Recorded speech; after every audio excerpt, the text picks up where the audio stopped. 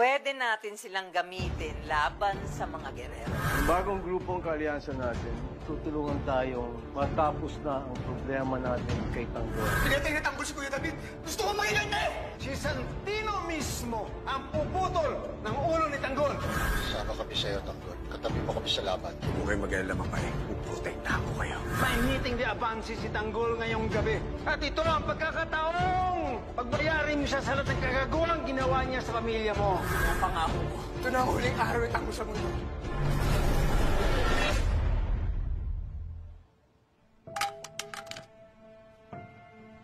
Hindi lang pala ang mga tao sa labas ang kalabang ko.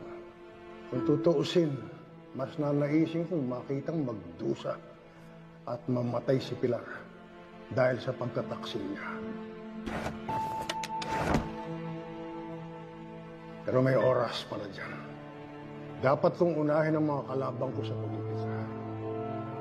Sila Tanggol. Saka ako na ililigpit si Pilar. Paghahandaan ko ang isang matinding paniningil.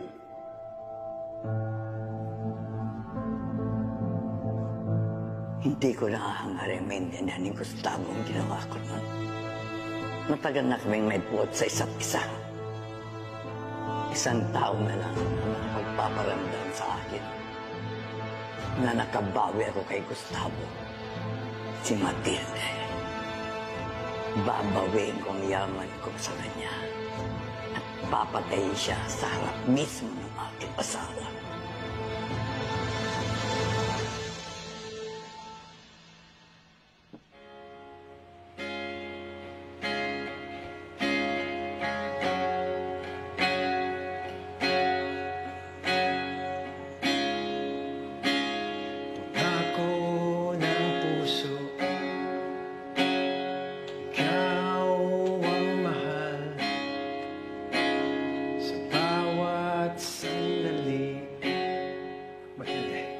Marami akong pangarap sa buhay. At sa lahat ng pangarap na to, gusto ko kasama kita. Matilde, pumapayag ka bang ako maging kabiyak ng iyong puso? Oo, syempre. Oo. Huwag na huwag nitong kakalimutan, ha? Saan ka? Nandun din ako. Hanggang sa ating pagtanda.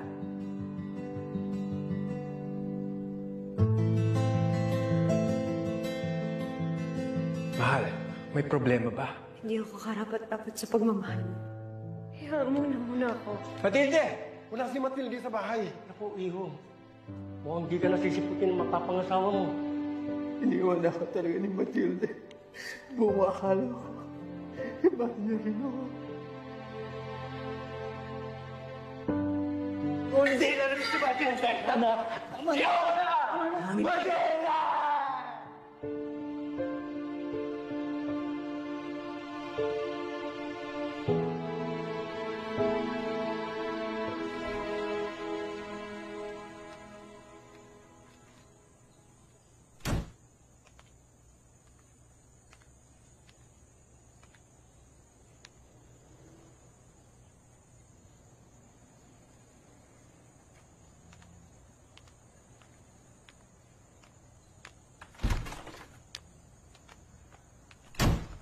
Matilde, saan ka pupunta?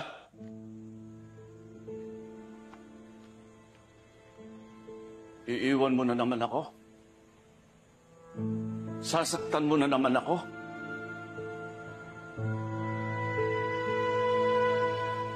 Aalis ako dahil ayaw kitang masaktan. Ayaw kitang madamay sa gulo ng buhay ko. Sa galit sa akin ng mga girero. Yan lang ba ang kaya mong gawin? Ang tumakas at talikuran mga tao nagpapahalaga sa'yo? Yan na naman ang pipiliin mong solusyon? Oo.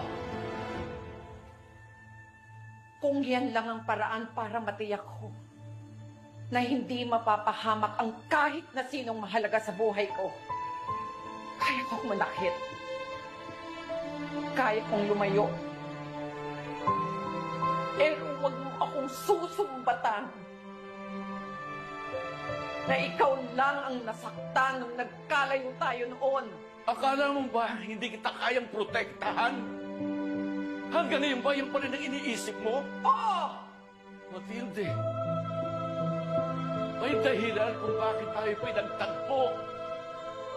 Hindi ko alam kung para saan. Hindi ko alam, baka kailangan mo ng kakampi. Pasalaban niyo ng apo mo. Pero hindi ko alam. Andito na tayo! Kung sa palagayin mo, puro sugat at sakit ang ibinibigay ko sa'yo, eh di dapat naiintindihan mo kung bakit ko kailangang lumayo. Tama na.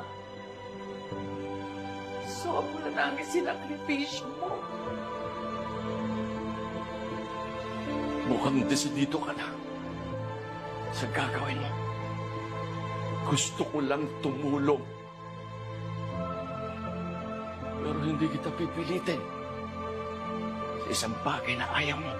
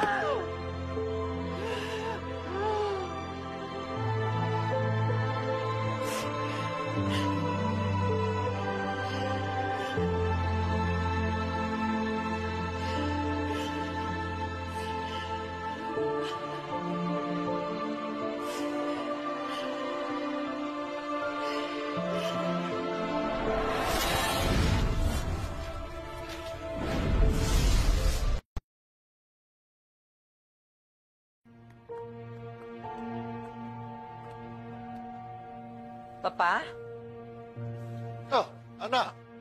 sasama ka ba sa meeting de Avance? Oh, anak.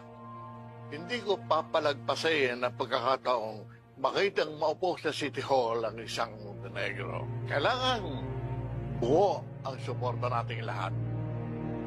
Gusto ko rin tumulong pa. Pero mainit pa rin ang dugo ni Ramon sa akin, pati na rin ni Marites. Pa, hindi makakatulong sa kampanya natin kung watak-watak ang pamilya. Nako, talagang matigas ang ulo niyan si Ramon.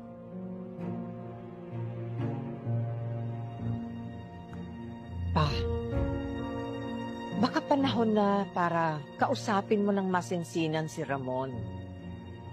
Pati na rin si Tanggol. Set the rules. Para mapagplanuhan na natin ang meeting de Avance. Tama ka, anak. Patatawag ko sa Ramon. Kakausapin ko para iisa ang ating layunin sa meeting de Avance.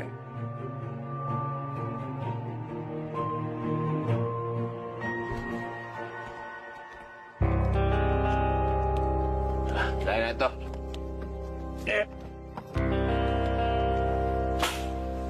Teka. Kaya si Erika.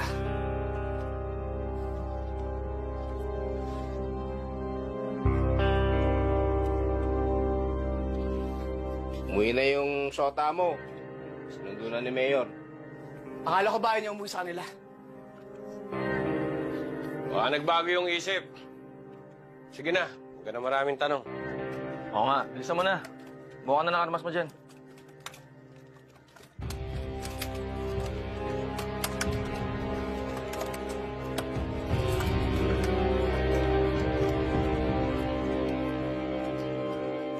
Makinig kayong lahat. Ngayong gabi na ang meeting de Avance. Ang huling kampanya sa kandidatura namin ni Tanggol. Ipakita natin sa mga tao na kami ang nararapat umupo sa City Hall ng Maynila. Ako muna ang magsasalita. Pagkatapos si Tanggol. Dahil sa ginawang eskandalo ni Miguelito, lamang ngayon si Tanggol sa polls, 60-40. Pero hindi tayo dapat makampante. Kailangan siguraduhin natin ang pagkapanalo namin ni Tanggol. Ang hindi nila alam, meron pa tayong isang pasabog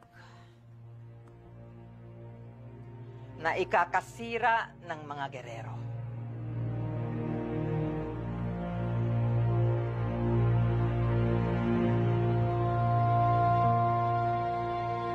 Si Fatima. Siya ang magsisiwalat ng mga kasinungalingan at baho ng mga gerero.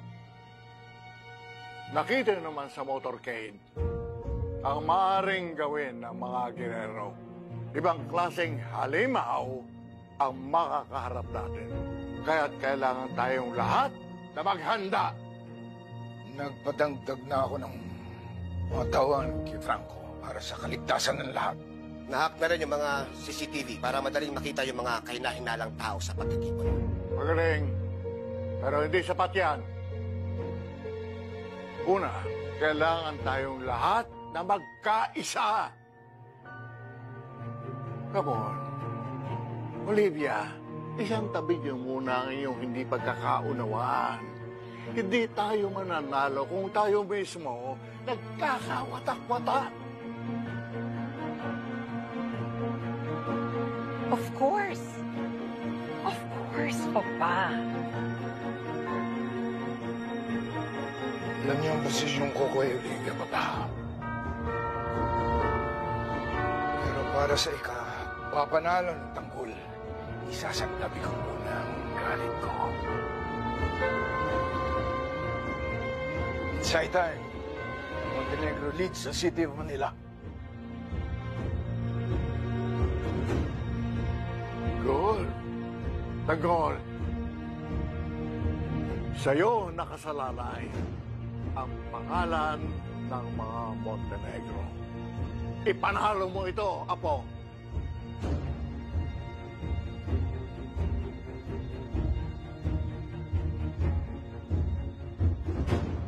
Huwag mo kayo mag-alala, Lo. Gagawin ko ang lahat para manalo tayo. Pinapangako ko sa inyo. Pagkatapos ng eleksyon na to, tayo na ang uupo sa munisipyo. Hindi na muli makakabalik ng mga gerero. Wala nang maghihirap ng mga tao. Wala nang mga pamilyang mamamatay sa kamay ng mga gerero. At gagawin ko ang lahat para mapagiganti ko si David.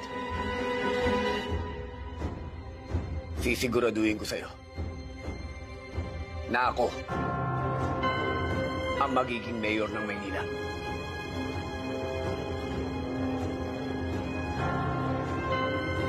Good. Very good. Oh, ano pa hinihintay natin? Kumilos na tayo bilang na ang araw ng mga gerero!